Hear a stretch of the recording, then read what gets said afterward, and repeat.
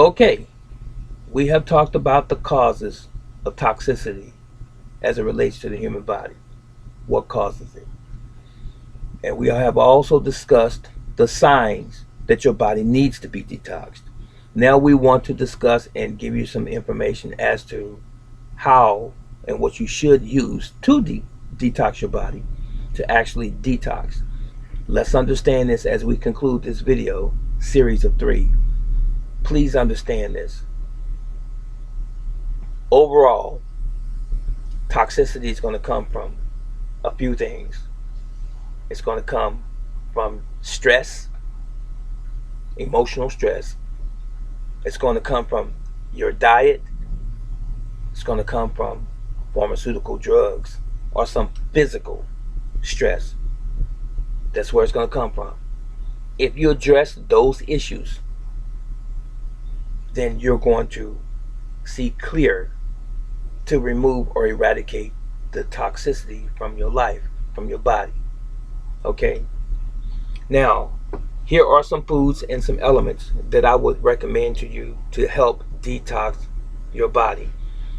I'm not going to sit here and break down everything line upon line, precept upon precept, and like little baby steps, because I believe that you're grown and mature enough to be able to do some of this work on your own. I'm going to give you the elements and the foods that I use particularly, and you take it from there. I will help support you, but I'm not going to give you all of the answers, because if you truly want to lose weight, if you truly want to detox your body, if you truly want to be healthy, you'll take the next step on your own without me. I'm just here to guide you. It's that simple. Now, the first one is bentonite clay. Bentonite is a volcanic ash clay. It's natural. It's chock full of also micronutrients. So you actually get nutrition from the clay as well. The clay is also used for facial mask, and it has been done that way for many, many years. And what it does through a process of adduction, not, let me slash that, not adduction, adsorption. You've heard the word absorption, which is when you take a sponge, stick it in the water takes over the sponge. The sponge absorbs the water into itself. Adsorption with a D, ADSORPTION. Adsorption is when it pulls the material or the carbon related items to its surface. Okay, so this is what I'm saying. Bentonite clay, you take a teaspoon to a tablespoon in a glass of 8 to 12 ounces of warm water, preferably about an hour to 2 before you eat a meal. What it does once it enters your body, before that, once it hits the water, you stir it up in the water, it becomes electrically charged. I'm not talking about like you're going to get electrocuted by it. No, not electric in that sense, but it becomes electrically charged, which means it becomes activated. So make sure that when you stir your bentonite clay in your water, that you don't use a metal spoon. Use a straw or a wooden spoon, something wooden, to stir it up. So now, once it enters into your body, when it comes in contact with metals, heavy metals in your body, aluminum and so forth, and even mercury, it draws all those elements to itself. And then when you go to the bathroom, you will lose those things. That is one way to detox your body. So all of those negative things that are in your body, all of those poisons and those chemicals that are in your body, to include pharmaceutical drugs, they are drawn to that bentonite clay, and then they are discarded when you go to the bathroom. And on top of that, you will be receiving the benefit of the micronutrients, such as magnesium and so forth. Okay, now the next one, number 2, which is similar to bentonite clay in its activity, if you will, for lack of a better word right now, in the way in which it's applied in the body, is activated charcoal.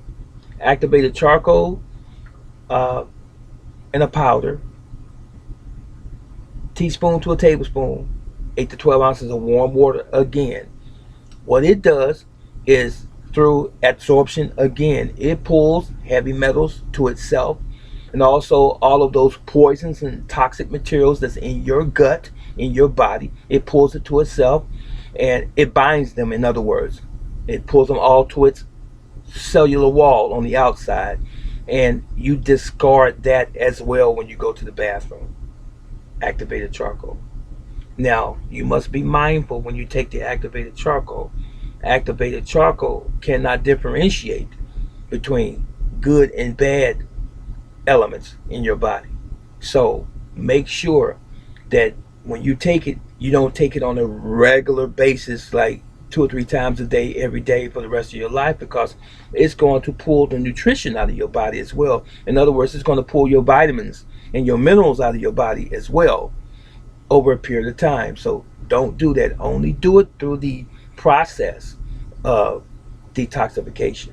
And that should last no longer than 4 or 5 days.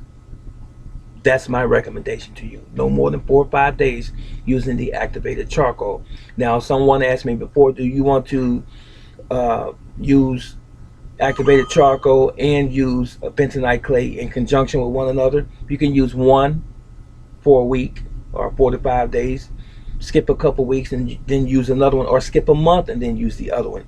You can interchange them that way, but I prefer to use one or the other, not bentonite clay one day, then activated charcoal and so forth, staggering them like that. I prefer to use one as a protocol and then wait a while and then you use the other one later. So that was that. Now, number 3, spirulina, which is a cyanobacteria.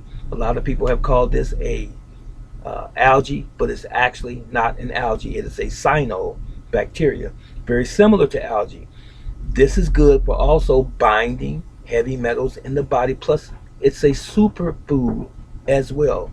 You get proteins and various other nutrition from spirulina. All right, and its cousin, which is really not its cousin because this is actually greater than spirulina in my estimation. Number 4 is chlorella. Chlorella actually is a blue-green algae. Chlorella is very heavy in chlorophyll. It is very energetic. It peps you up. It supplies all types of minerals and vitamins, and to include, it is good as a fiber in the body. Okay, chlorella.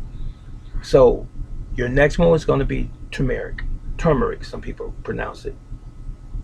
This spice has been used in Asian, specifically Indian cuisine for years in curry.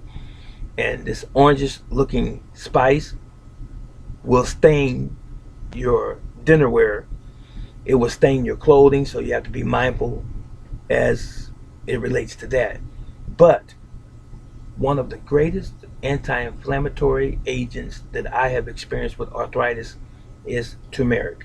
But make sure so that it is more bioavailable to your body. Your body accepts it and doesn't reject it, in other words, by taking it with a pinch of black pepper and or a fat, such as avocado, coconut, and so forth. You want to take it with some form of fat, okay, so that it's going to absorb better into your system.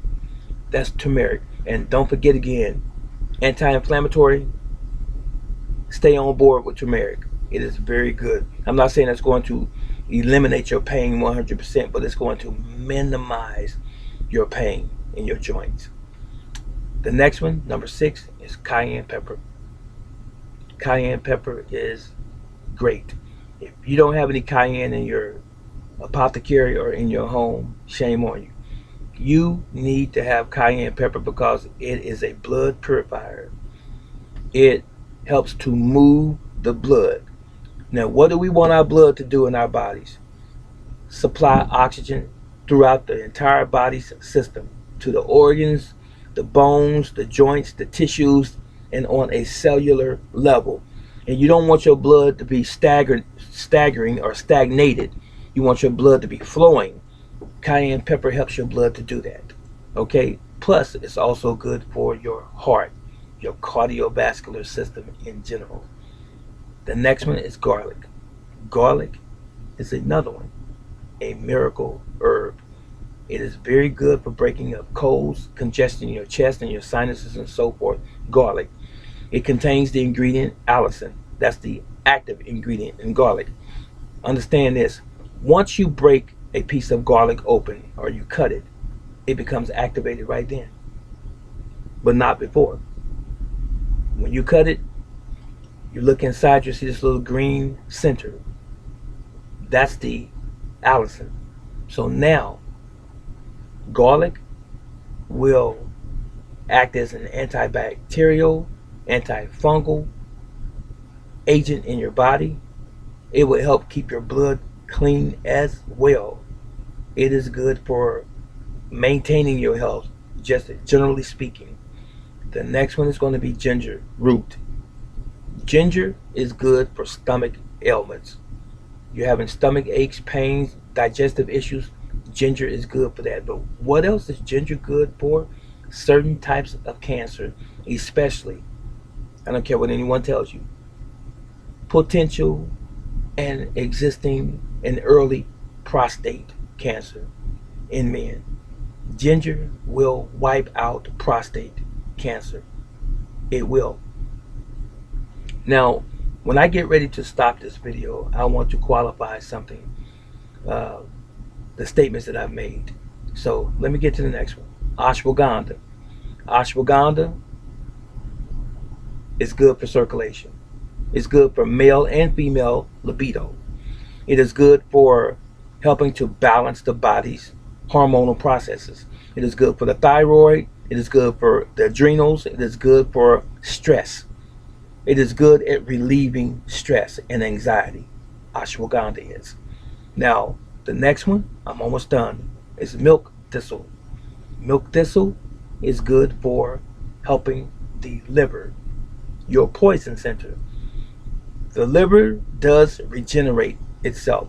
Milk thistle is on the top of the list of all herbs that I know of right now as I'm presently speaking to you that will help repair your liver, and it will also help regenerate your liver as well. Milk thistle. The last items are dark green vegetables. Kale, dandelion, broccoli, Brussels sprouts, parsley, etc. Dark green vegetables are good for many reasons. They are chock full of all or most essential nutrients.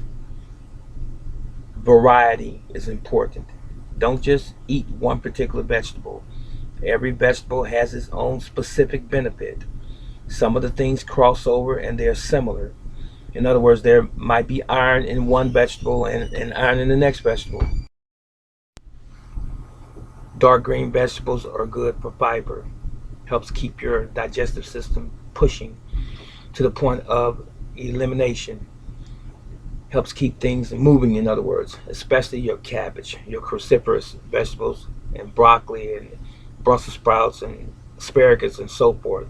It helps move things along.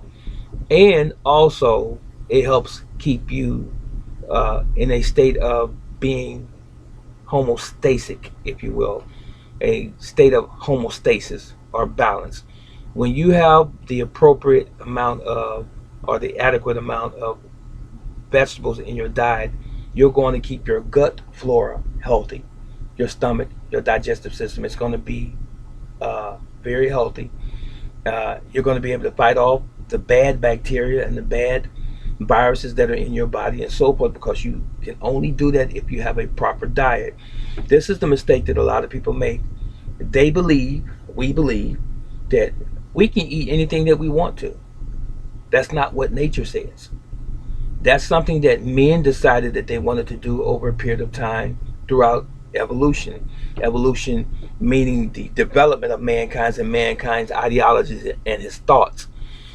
Just because something sounds good, just because something tastes good, it looks good, it feels good, does not necessarily mean that it is good for us. But we have taken the easy road.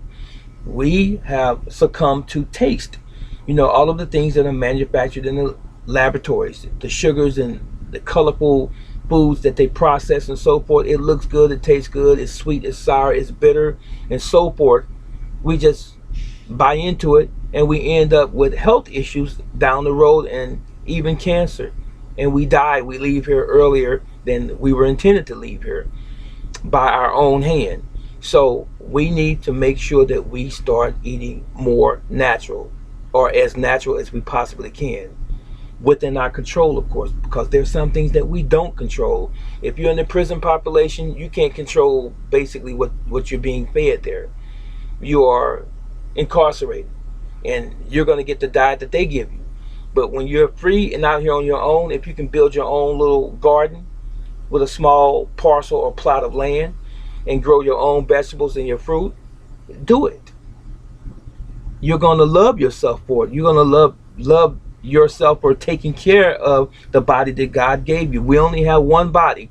We need to take care of it. So, oh, by the way, your family's going to appreciate it as well. I mean, there's nothing like being vibrant, being healthy, being able to stand up, notwithstanding if you have some other ailment, some physical condition, so forth, that you don't have any control over, a broken leg or what have you, or maybe if you have some not preconceived, but some predisposition, or some pre-existing condition that you had for years as a child, and that you grew up with that same condition as an adult, and now you're having to deal with it. I'm not talking about that. I'm talking about what you can do for yourself right now and perpetuate that same behavior and or habit. So, lifestyle choices, in other words. So I said something earlier, and excuse me for stammering in these last two videos, but I'm at my job right now. I've had people in and out of the store since I've been doing the video, and it's kind of thrown me off mentally. But the point is still the same. When I tell you these things that are beneficial for you and healthy for you, it may seem as though I'm saying that this is the be-all, end-all item. You need to do some investigation yourself. You need to do some research yourself. You need to experiment with these items yourself. You must also remember that we are all different. We vary one person to the next person. What benefits someone 100% may not benefit the next person 100%. They may only get 20% benefit from the same protocols. So it depends on your ethnicity, what your lifestyle choices have been for the past 20, 30, 40 years, undoing some bad habits, and maybe some pre-existing health issues that you might already have. Those are going to be some of the determining factors as to whether or not some of these protocols work for you. I'm not telling you that this is going to benefit every single person that tries it. Sometimes people don't want change. Sometimes people don't want to change. Sometimes people don't want to do the right thing because it requires something of them. It requires work. And I'm tired. I don't want to do it. I don't want to go through the process. Can you make me a juice? Would you juice something for me, as opposed to them doing it for themselves? What that really says is that that person is not serious about their lives and their health. Period. Either you want to be healthy or you don't. Either you want to lose weight or you don't. Either you want to be able to get to a place where you can move as normal in terms of ambulation, or physically, range of motion, walk as normal as you did when you was a child or younger, or you don't. What do you really want? Stop playing games with your life and your health. Either you want this or you don't want it. You shouldn't waste your time, and you shouldn't waste other people's times talking about, I want to get healthy, I want to get fit, I want to lose 10 pounds, 20 pounds, I'm obese, and I have to get out the bed, I can't stop eating this because I love this. You basically have already put the nails in your coffin and said that I choose to live a short period of time on this planet Earth, and I'm okay with that. I choose to continue to indulge in bad habits. Smoking, cigarettes, pipes, cigars, drinking alcohol, taking drugs. That's what you're saying. Taking pharmaceutical drugs as opposed to using natural methodologies, homeopathic methods, natural medicine. If you choose to do that, what's the operative word that I just used? Choose. You chose to do that. So, not to beat a dead horse, but make a choice today. Either your choice is going to be to live and to be healthy, or as healthy as you possibly can, or it's not. I have my issues. I have my ailments. But I think most of you looking at me, if you watch me on YouTube, I don't look like I'm falling apart. Now, I have arthritis in my hips. I have a limp. I have pain every day. But my pain is manageable with what I do every day. And I still train. But what I won't do is give you an excuse. And I definitely am not going to give myself an excuse for why I can't do it and why I won't do something. I'm still a student to life, and I'm going to continue to do this until I can't do it any longer. I wish you would be like-minded. This is Brother Teacher. If you have any questions concerning this particular 3-part series on detoxing, please leave it in the comment section below. I'll help you to the best of my ability. If I don't know, I will refer you to someone that I believe that may know more than I do concerning this particular topic or any other topic for that matter. But I try to study on a regular basis so that I can be informed and then I can inform you. This is Brother Teacher. Yahweh loves you and I love you always. So long.